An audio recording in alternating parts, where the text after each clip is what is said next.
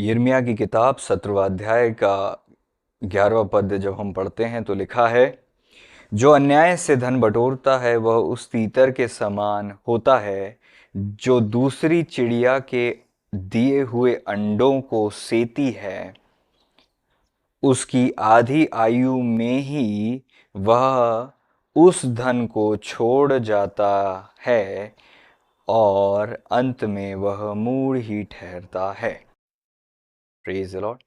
प्रभु जी का नियंत्रण हमारे जीवन पर है और अंधकार की सारे नेगेटिव पोर्टल को हम बंद करते हैं, अंधकार को हटा देते हैं, प्रभु का वेलकम करते हैं। प्रभु के लहू का बाड़ा हमारे जीवन में आ जाए और प्रभु जी के बलवंत दूतों का पहरा आ जाए। यीशु के नाम में फायर और आग के सुरक्षा के घेरे को हम प्रोक्लेम करते हैं। यीशु के नाम में प्रभु की महिमा हो, दुष्टों की योजनाएं नष्ट हो। इन जीसस नेम, आमीन। Praise lord. प्रभु जी का वचन कहता है, यहाँ पर इंग्लिश में लिखा हुआ है कि as the partridge sits on eggs and hatch them not. Praise the Lord. So he that gets riches and not by right shall leave them in the midst of his days, and at the end shall be a fool. तीतर जो है यहां पर लिखा है, एक ऐसा तीतर जो दूसरी चिड़िया के अंडे को सेता है, वो तीतर अंत में मूढ़ी ठहरता है। यहां पर वचन में उसकी तुलना उस व्यक्ति से की गई है जो अन्याय से धन बटोरता है, और वो जो धन है आधी आयु में ही छोड़ जाता है, उस धन को छोड़ जाता है, उसकी आधी आयु में ही वह उस धन को छोड़ जाता है। तो ये एक जो पद हमने पढ़ा है वो एक प्रकार के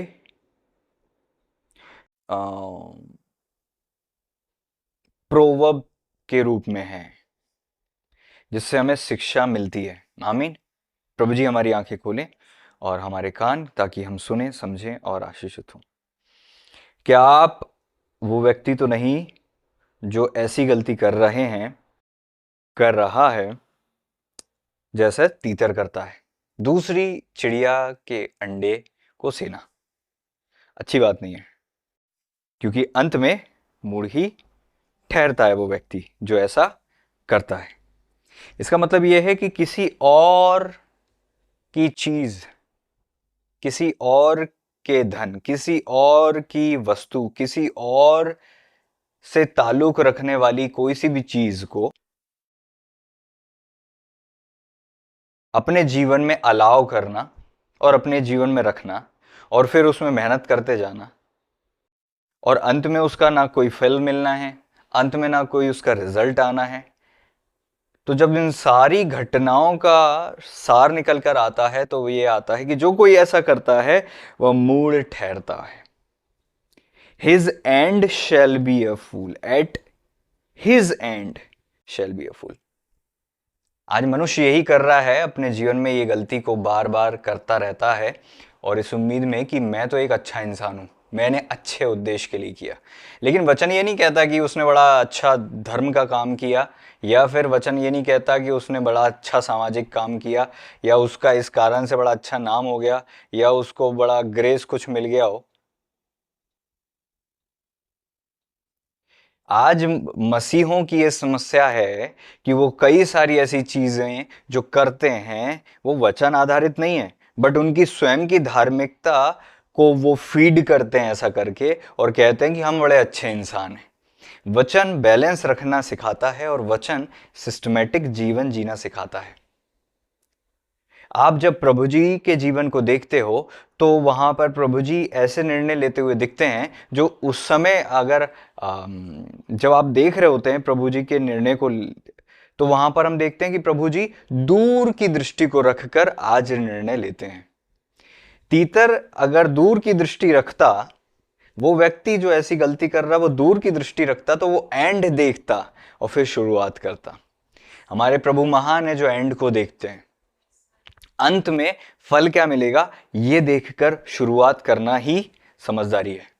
लेकिन जो व्यक्ति ये गलती करता है, अंत में उसके हाथ में कुछ नहीं लगता।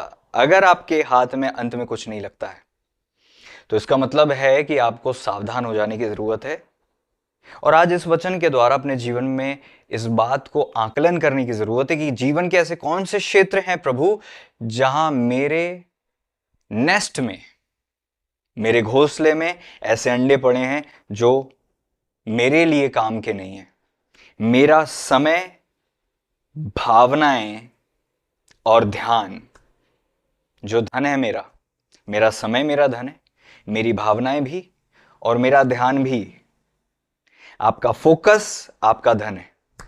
आप जब नकारात्मक चीजों पर फोकस करते हो तो ये आप किसके अंडे से रहे हो? सांप के। नेगेटिव। सर्प क्या करता है? सांप भी तो अंडे देता है। नेगेटिव जगह फोकस रखोगे तो नेगेटिव चीजें हैच करोगे अपने ब्रेन में। सांप के अंडे अपने मन में रखकर नेगेटिव इमोशंस, नेगेटिव धारणाएं, नेगेटिव शब्द, जो कुछ परमेश्वर के वचन से नहीं है, जो कुछ मानवीय है या जो कुछ भी शैतानी है, सब कुछ नकारात्मक जो भी है परमेश्वर की ओर से नहीं हो सकता। परमेश्वर ज्योति है, उनका वचन सत्य है। जो कुछ भी वचन से बाहर है वो झूठ है और असत्य है। जो वचन है वही सत्य है, वही शांति है। और जो कोई वचन पर मन लगाता है, वचन कहता है वो कल्याण पाता है। लेकिन जो वचन से मुख फेर लेता है वो नासमझ ठहरता है। तो वचन कहता है, प्रभु जी ने कहा यहोशू से कि अपना ध्यान, अपना मन दिन रात वचन के मेडिटेशन में ही लगाना, जिससे तेरे सब काम सफल हो और तू प्रभावशाली बने। आज हमारा प्रभाव क्यों नहीं है? वचन नहीं है। क्योंकि जीवन को प्रभावशाली बनाना है तो मन से शुरुआत होगी, और मन में अगर वचन है तो वचन आपको प्रभावशाली बनाएगा। Praise the Lord. अब अपने जीवन का आकलन करिए कि जीवन के कितने घंटे, कितने समय, कितने मिनट आपने इन वचनों को अपने जीवन में मेडिटेट किया है। उतने ही प्रभावशाली हो आप, उतना ही जीवन का आपने कुछ उद्देश्य पूरा किया है। दाऊद राजा कहता है, मैं तो रात में बिछौने पर भी पड़े पड़े तेरे वचन पर ही ध्यान करूंगा। वचन कहता है रात को रात ज्ञान सिखाती। मैं मेडिटेट करूंगा जब अपने बेड पे रहूंगा। एवरी टाइम आपके ध्यान में कुछ होना चाहिए तो वचन। नकारात्मकता नहीं, लोग नहीं, शॉर्ट कमिंग्स, आपकी कमजोरियां, कमियां नहीं, या क्या खो दिया आपने वो नहीं, वचन। जो वचन पर ध्यान करेगा वो कल्याण पाएगा और वो प्रभावशाली बनेगा और उसके सारे काम सफल होंगे। Praise the lord. प्रभु जी ने वचन पर ध्यान लगाना बहुत छोटी उम्र से चालू कर दिया था, यहां तक कि वो वचन में इस पायदान में पहुंच गए थे जहां पर उनके पास अपने जीवन से जुड़े हुए मुख्य मूलभूत प्रश्न उनके पास आ गए थे, जिसको उन्होंने 12 वर्ष की उम्र में मंदिर में जाकर उत्तर प्राप्त किया। और कई ऐसे उत्तर भी उनके पास होंगे जो शायद किसी के पास ना हो वहां पर। समझ रहे हैं इस बात को? तो आपको क्या करना है? वचन पर मन। पतरस आकर कहते, प्रभु बड़ी भीड़ आ रही है, और प्रभु जी बोलते हम कहीं और चलें। इतनी भीड़ आपका वेट कर रही है, आप उन्हीं लोगों के लिए आए हैं, लेकिन प्रभु जी बोलते हम कहीं और चलें। भीड़ आ रही थी, प्रभु जी वहां से बोलते कहीं हम और भी जगह जाना है हमें। वो भीड़ को छोड़कर ऐसे निर्णय लेते हुए दिखते हैं जहां पर आपको लगेगा नहीं ये तो प्रभु नहीं हो सकते, ये तो प्रभु की इच्छा नहीं हो सकती। कई अपनी धार्मिकता और अपनी समझ के कारण से, ध्यान से सुनिएगा, अपनी समझ के कारण से इंसान सही दिखने वाले गलत निर्णय ले लेता है और कहता है मैंने प्रभु के लिए किया था।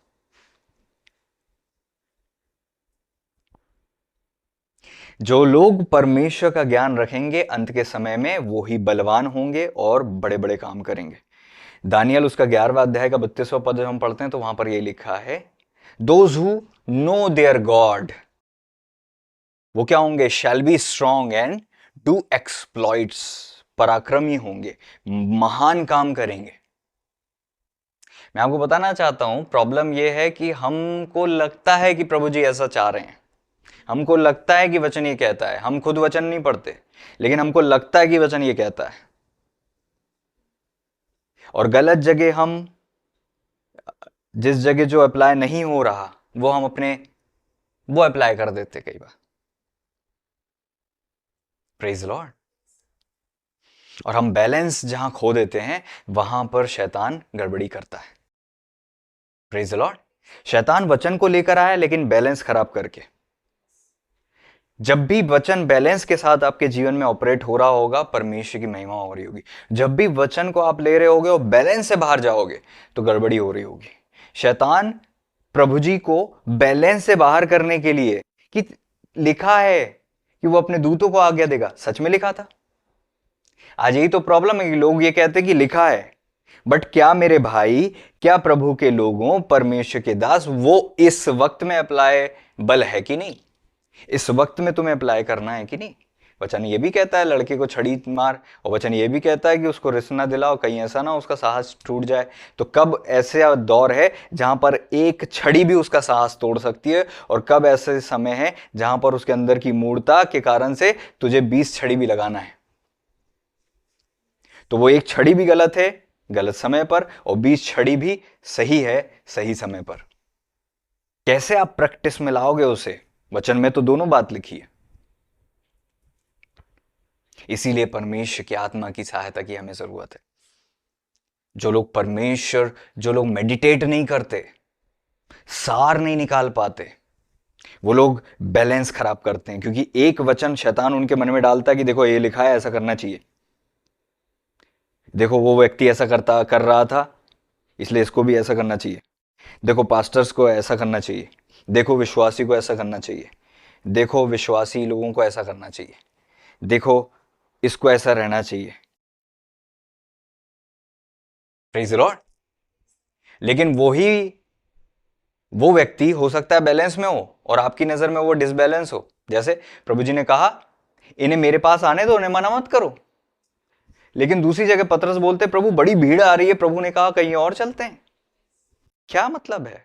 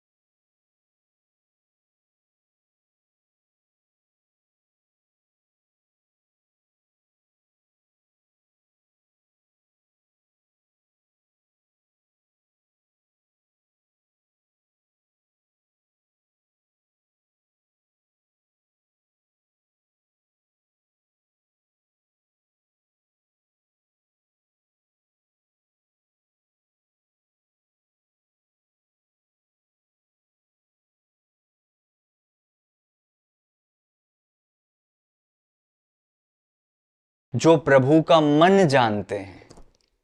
प्रभु का वचन कहता है, पौलुस क्या कहते हैं पता है? हम में मसीह का मन है। मेरा प्रश्न है, क्या आप में मसीह का मन है? जब आप में मसीह का मन नहीं है तो ये वचन आपके लिए बड़ा फॉरेन है। मसीह का मन आ जाएगा तो ये वचन आपके लिए 100% प्रोडक्टिव हो जाएगा आपके जीवन में। ये वचन आपके मन की बात हो जाएगी। मसीह का मन अगर किसी के अंदर आ जाए तो उसके लिए वचन जो है बिल्कुल स्पष्ट हो जाएगा। वो जब बाइबल पढ़ेगा उसको ऐसा लगेगा ये तो मेरे मन की बात है। कितने लोग समझ रहे हैं? ये तो मेरे मन की बात है। जिनमें मसीह का मन है ना, वो अगुवाइयों में चूकते नहीं है, वो परमेश्वर की इच्छा को पूरा करने में चूकते नहीं है। देखने में लगता है सब कोई कहेंगे, आत्मिक लोग भी कहेंगे कि यह तो गलत है।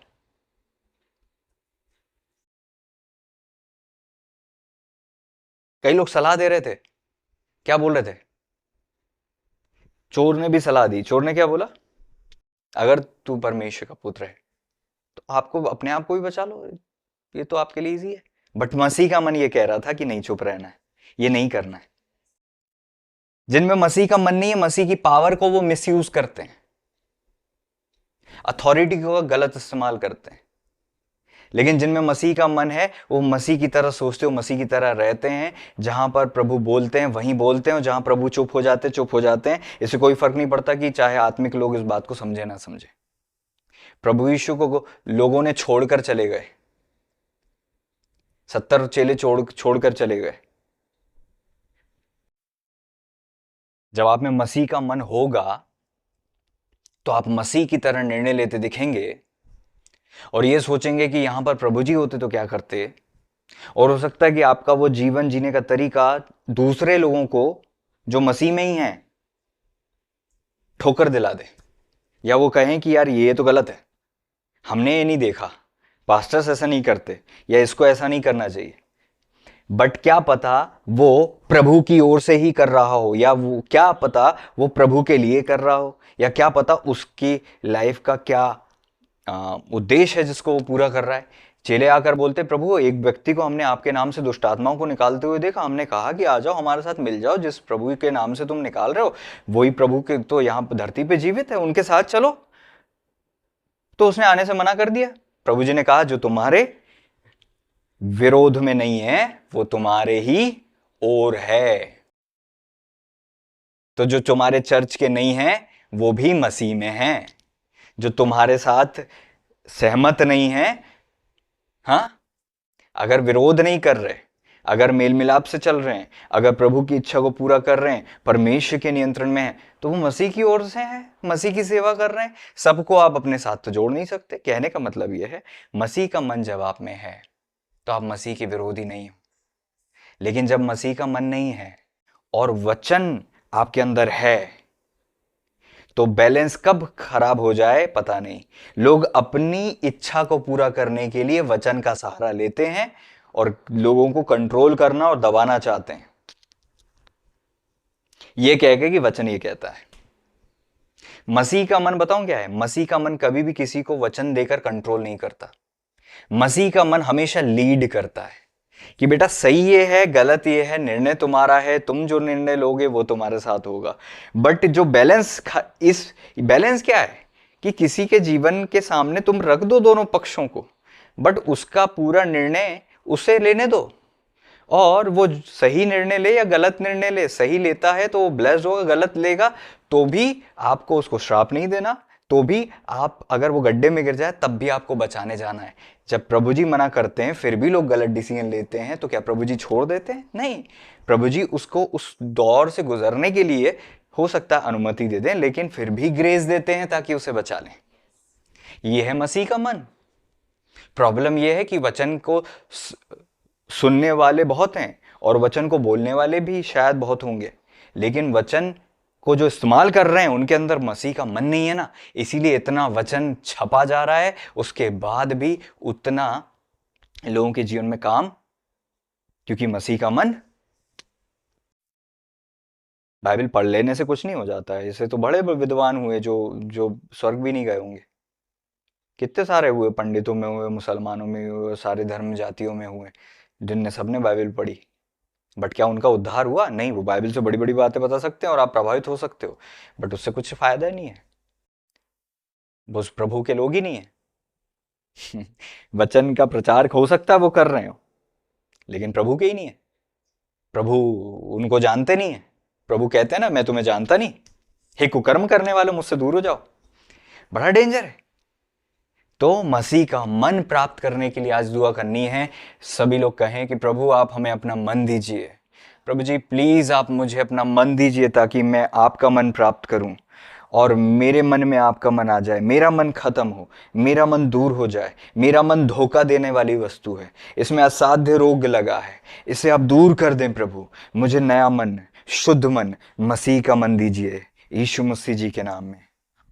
इसका मतलब मन परिवर्तित हो जाता है। इसका मतलब प्रभु का वचन कहता है यहेजकेल 36:26 में कि तुम्हारे अंदर से पत्थर का दिल निकालकर, मन निकालकर मांस का मन दूंगा। पौलुस कौन थे? प्रभु यीशु को सता रहे थे। Praise Lord.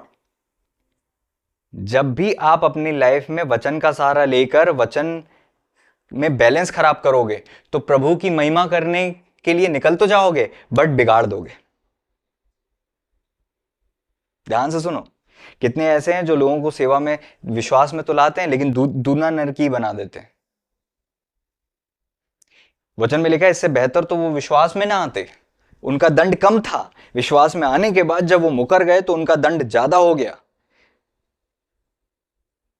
तुम लोगों को बचाने के लिए पहाड़ और नदियां उलाग देते हो और बड़े बड़े काम करते हो, लेकिन जब वो आ जाते हैं तुम्हारे मत में तो तुम उनको डबल डबल डबल, पहले से डबल नारकी बना देते हो। प्रभु जी आपको मुझे बचाएं, हम ऐसी गलती नहीं। जो मेरे साथ नहीं बटोरता वो छितराता है, बट वो, उसको तो उसके मन में तो है कि वो बटोर रहा है।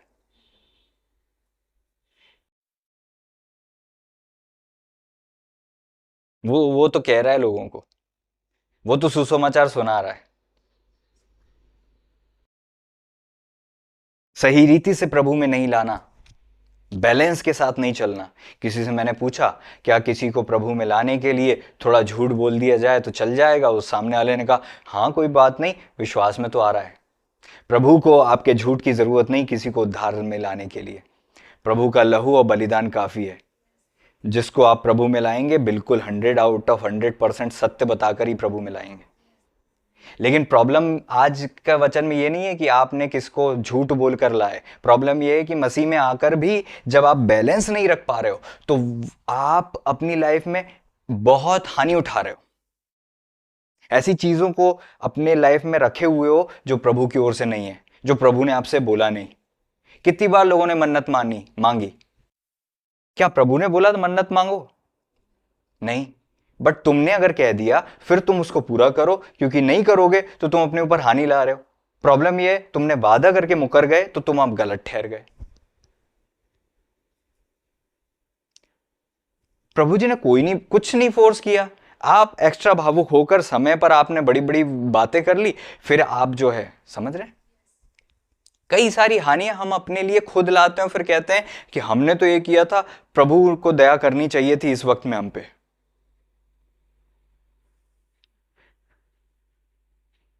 जहां पर न्याय की जरूरत है वहां पर आप कुछ और मांग रहे हो, जहां पर कुछ बैलेंस नहीं है लाइफ में। शैतान क्या करता है? जो लोग वचन जानते हैं उनकी लाइफ में आता है और वचन का बैलेंस खराब करके ही आता है, और वो दिखने में भी नहीं लगता कि वचन में गड़बड़ी है, वचन में बैलेंस खराब है। वो सही लिखा था, प्रभु जी के लिए लिखा था भजन 91 में कि वो अपने दूतों को तेरे निमित्त आज्ञा देगा, जहां कहीं तू जाए रक्षा करें, वो तुझे हाथों हाथ उठा लेंगे, तेरे पाँव में ऐसा ना हो कि पत्थर से ठेस लगे, तू सिय्योन नाक को कुचलेगा। तो प्रभु जी से कहा गया कि तुम गिरा दो अपने आप को। आज लोग बाग एक्साइटमेंट में अपने आप को प्रूफ करने के लिए कि हम भी कुछ हैं, कुछ ना कुछ शो कर देते हैं। तो लोगों ने पूछा ना, आप बताइए कि इसका कि ये ऐसा क्यों? प्रभु ने बोला मेरे प्रश्न का उत्तर दो तो मैं बताता हूं। उन्होंने कहा हम नहीं कह सकते। प्रभु कहते हैं मैं भी नहीं कहता। हम लोग भिड़ने की कोशिश करते हैं हर जगह, लेकिन प्रभु जी वहां पर बुद्धिमानी से चलने की कोशिश करते हैं हमेशा। मसीह का मन बहुत श्रेष्ठ मन है, टॉप लेवल का मन है। आमीन। हालेलुया। आज प्रॉब्लम यह है कि हम में मसीह का मन नहीं है, लेकिन पौलुस ये बात समझ गए थे कि पहले उनमें जो मन था वो ठीक नहीं था। पूरे 3 साल उनको लगे, और भी वर्ष लगे होंगे, लेकिन बाद में उनकी गवाही आई, हम में मसीह का मन है। इसका मतलब वो वचन को मसीह के मन के अनुसार पढ़ रहे थे। हम अपने मन के अनुसार वचन पढ़ते हैं। जब भी हमको कुछ प्रॉब्लम लगती है, हम वचन अपने मन से पढ़ते हैं। मसीह के मन से पढ़ें। मसीह ने कभी वचन का सहारा लेकर किसी को दोष नहीं लगाया, जब बल्कि ये कहा, जा अब पाप मत करना। क्या उचित है? क्या मैं उसके पाप क्षमा ना करूं? Praise the lord. प्रभु ने कहा, जा, मैं भी कोई दोष नहीं लगाता। मसीह का मन ये है। Praise the Lord. कितने लोग समझ रहे हैं कि हमारे जीवन में क्या कमी है? ये कि हम में मसीह का मन नहीं है। We don't have the mind of Christ. Mind of Christ. 1 कुरिन्थियों 2 अध्याय का 16वें पद में लिखा है यहां, क्योंकि प्रभु का मन किसने जाना है कि उसे सिखाए, परंतु हम में मसीह का मन है। आमीन। पौलुस कहते हम में मसीह का मन है। हालेलुया। हम में मसीह का मन है।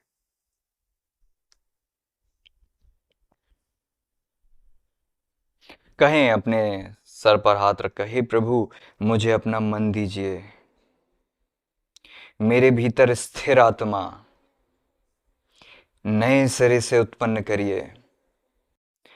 अपना मन दीजिए, मांस का हृदय दीजिए, अपने आत्मा से भर दीजिए, शुद्ध मन दीजिए। Praise the lord. प्रभु मुझे शुद्ध मन दीजिए। आपका वचन कहता है, हालेलुया, प्रेज द लॉर्ड। प्रभु का वचन कहता है कि धन्य वे जिनके मन शुद्ध हैं, क्योंकि वो परमेश्वर को देखेंगे।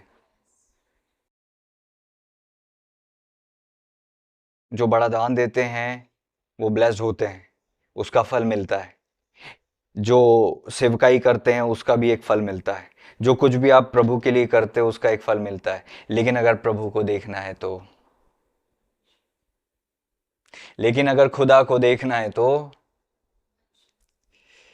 अशुद्ध मन वाले प्रभु को नहीं देख सकते। प्रभु की बहुत नजदीकी को उन लोगों ने प्राप्त किया जिनके पास ज्ञान नहीं था, शुद्ध मन था। वो एबीसीडी भी नहीं जानते थे, लेकिन इतने प्योर माइंडेड थे कि शुद्ध मन से प्रभु को पुकारते और प्रभु उनके जीवन में आ जाते और उनको इतनी गहरी उपस्थिति मिलती जैसे चूजों को मुर्गी के पंखों से गर्मी मिलती है। Praise the Lord. ऐसे ही प्रभु की उपस्थिति उन्हें घेर लेती। आमीन। क्योंकि उनमें शुद्ध मन, मसीह का मन। मसीह का मन कैसा है? उसका उदाहरण यूसुफ। भाइयों ने बेच डाला, नंगा करके बेच दिया, और वो सौदा किया उनका। प्रभु जी के जीवन में भी यही देखता है। अपनों ने मारा, अपनों ने पकड़वाया, सौदा किया, सौदा किया, बेच दिया। यूसुफ ने भी क्या किया? क्षमा कर दिया। प्रभु जी ने भी क्या कर दिया? क्षमा कर दिया। यूसुफ में किसका मन दिखा? प्रभु का। एक इंसान के लिए ऐसा कर पाना मुश्किल नहीं, असंभव ही है। मनुष्य अपने प्राण के बदले सब कुछ, लेकिन मसीह का मन जिनमें होता है वो प्राण देने तक धोखा नहीं देते प्रभु को। प्रभु करे कि हमें मसीह का मन आ जाए। प्रभु हमारे मन को निकाल दे और नया मसीह का मन दे दे। आमीन। कहें कि प्रभु हमें नया मसीह का मन दे दें। कहें अपने सर पर हाथ रखकर, हमें नया मसीह का मन दे दें प्रभु। शुद्ध मन, मसीह का मन दे दें। मसीह का मन हम में आ जाए। आमीन। तो यहां पर वो तीतर के विषय में हमने पढ़ा कि वो तीतर क्या कर रहा है? दूसरों के अंडे को से रहा है। मसीह का मन अगर आप में है तो आप इस प्रकार की गलतियों से बच जाओगे। आप लाइफ में कभी मूड नहीं ठहरोगे, क्योंकि मसीह का मन जिनमें होता है वो प्रेजेंट में नासमझ ठहर सकते हैं, प्रेजेंट में नासमझ दिख सकते हैं, ठहर नहीं सकते, दिख सकते हैं, बट अंत में समझदार ठहरते हैं। और जो लोग ऐसी तीतर वाली गलती करते हैं, वो लोग ऊपर से तो देखने में लगता है उनको भी और दूसरों को भी बड़ा भला मानुस है भाई, और अंत में वो अपने लिए गड्ढा खोद रहा है और खुद भी मुंह ठहर रहा है, उससे जुड़े लोग भी हानि उठा रहे हैं। Praise the Lord. हाय उस राजा पर, हाय उस राज्य पर जिसका राजा जो है जवान है, और उसके कुलीन लोग क्या करते हैं, जल्दी खा लेते हैं खाना।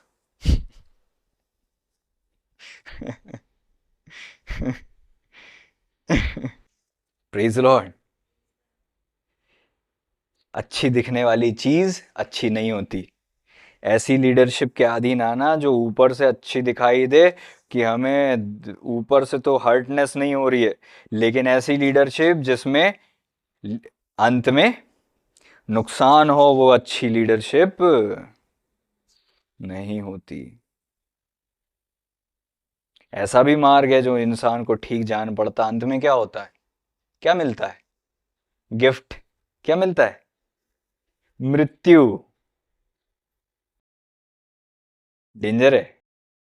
10वां अध्याय सबोपदेशक, उसका 16वां पद, यहां लिखा, हे देश, पूरी कंट्री के विषय में, प्रेज लॉर्ड, पूरी कंट्री के विषय में, हे देश तुझ पर हाय, हे देश तुझ पर हाय जब तेरा राजा लड़का है और तेरे हाकिम प्रातः काल भोजन करते हैं। हे देश हाय तुझ पर जब तेरा राजा कौन है, लड़का, और तेरे हाकिम अर्ली मॉर्निंग खा लेते हैं।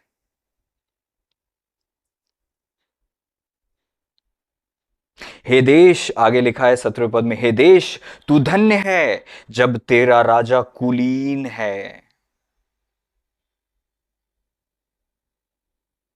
और तेरे हाकिम समय पर भोजन करते हैं, वह भी मतवाले होने के लिए नहीं वरन बल बढ़ाने के लिए। कितना बड़ा अंतर है। ऊपर से देखने में क्या लग रहा है, ये नया नया राजा जो आया है बड़ा अच्छा है, सुबह सुबह जेवनार होती है साहब, हम लोग तो उठते हैं और खाने की खुशबू आती है, हमारी गुड मॉर्निंग होती, पकवान 56 भोगों से हम उठते हैं और राजमहल में खुशबुएं महक रही होती हैं, जर्दे की और पकवान की और पुलाव की और पले बछड़े के मांस की। बड़ा सही राजा आया है यार, दिन फिर गए हमारे तो, सुबह सुबह पकवान। हाय ऐसे देश पर, ऊपर से सब ठीक लग रहा है, अंत में सब का नुकसान होने वाला है, मुंह ठहरने वाले हैं। क्या आप ऐसी लीडरशिप के अधीन तो नहीं हो जो ऊपर से देखने में अच्छी लगे, जो आपको कोई प्रेशर ना दे, आपकी हर एक चीज को कंफर्ट जोन में रखे, आपके सांप आपकी आपकी कमजोरियों को भी पाले, छुपाए, उसे फीड करे। ऐसा लीडर जो करेक्ट ना करे, ऐसा लगे बहुत सही लाइफ जा रही है बॉस, कंप्लीट कंफर्ट जोन, सब जाकर गड्ढे में गिरने वाले। हाय उस देश पर, लेकिन वचन में लिखा है धन्य है जब तेरा राजा कुलीन है। इंग्लिश में लिखा है सन ऑफ नोबल्स, विद्वानों में से है, कुलीन है, बुद्धिमान है, महान पुरुष है। उसके अधीनता में जो हाकिम है क्या करते हैं, टाइम पर करते हैं, टाइम पर खाते हैं, और उड़ाने के लिए नहीं पैसा, बताने के लिए नहीं लोगों को कि हम क्या खाते हैं, उतना पकाते हैं जितना जरूरी है और जो बल दे। खाने पीने को नशे की वस्तु नहीं समझाए, बल्कि बल बढ़ाने के लिए। तो वो बल क्या करता है, काम में आता है उस देश के। लेकिन जो सुबह सुबह ही इतने पकवानों के खुशबू के नशे में डूब जाते हैं, वो इतना खा लेते हैं कि दिन भर काम पे भी नहीं जाते। हाय उस देश पर। ऊपर से तो लग रहा है कि एवरीडे पार्टी चल रही है और सब खत्म होने वाला, बिकने वाला है। वो इतने पेटू और खाऊ हो जाएंगे कि बाद में जब दूसरी सेना चढ़ाई करेगी तो उनके पास कुछ नहीं रहेगा, और उनकी वो खुशबू की चर्चा बाकी देशों में भी फैल जाएगी कि इसके पास बहुत है, चलो चढ़ाई करें। रोज खर्च करते हैं तो भी खत्म नहीं हो रहा इनका, चलो अट्रैक्ट करते हैं लोग नासमझी से अपने जीवन में शैतान को। जब बैलेंस खराब करते हैं अपने आप शैतान को बताते हैं कि ये जगह में संभावना है, प्रभु आपको मुझे बचाएं। वो ये बताते हैं बैलेंस खराब करते हैं। जब बैलेंस खराब करना रास्ता खोलने जैसा है। वचन प्रचार करने वाला व्यक्ति जब वचन में चूक करता है तो दिखता है कहीं ये नौसिखिया है, गड़बड़ कर रहा है। Praise the Lord. मैं विश्वास करता हूं कि इस वचन से आप आशीषित हुए हैं। 2 दुआ करने की जरूरत है हर दिन। प्रभु उस तीतर की नासमझी से मुझे बचाइए, और मुझे बताइए कि मैं कौन से ऐसे अंडे सह रहा हूं जो मेरे नहीं है। दूसरों के लिए मेहनत कर रहे हो, लोग बाग तो आएंगे है ना, बट आपको समझदार बनना है, सही लीडरशिप के अधीन भी रहना है, जो आपकी कमजोरियों को ना पाले बल्कि आपकी कमजोरियों को उलाहना दे, डांटे, समझाए। कंफर्ट जोन की दुनिया में ना रहो। सुबह सुबह से कंप्लीट कंफर्ट जोन, दुनिया नाश की ओर बढ़ रही है और इनको लग रहा सब तो बेहतर है, सब तो बढ़िया है, आज का दिन भी कल की तरह बढ़िया होगा। आने वाला है प्रभु, आपको हिसाब देना होगा। जो ये बात बता रहे हैं उनकी संगति करो, जो आपको प्रिपेयर कर रहे हैं प्रभु के आगमन के लिए उस संगति में रहो। और दूसरी दुआ क्या करनी है? प्रभु हमें मसीह का मन दे, तीतर की नासमझी से बचाएं और मसीह का मन हम पाएं और सही निर्णय लें और बैलेंस खराब नहीं करें। दूसरों को पिन पॉइंट करने के लिए वचन ना बताएं बल्कि मसीह के अनुसार। मसीह जब वचन बताते थे तो वचन से सहारा लेकर लोग उठ जाते थे, लेकिन जब आप बैलेंस खराब करते हो तो वही वचन उनको मार सकता है। प्रभु उनको घायल करते थे और उठा देते थे, बट आप उस वचन की तलवार को किसी को अंदरूनी रीति से तोड़ने और घायल करने के लिए इस्तेमाल ना करें। मसीह का मन ये नहीं है। Praise the Lord. मसीह ने जब भी तलवार वचन का इस्तेमाल किया तो लोगों ने जीवन पाया है। मैं इसलिए आया कि वे जीवन पाएं और बहुतायत से जीवन पाएं। Praise the Lord. पिता की इच्छा है कि हम बहुत सा फल लाएं और हमारा फल बना रहे। जब आप तीतर के अंडे नहीं सहते तो आपका ही वो फल रहता और बना रहता है।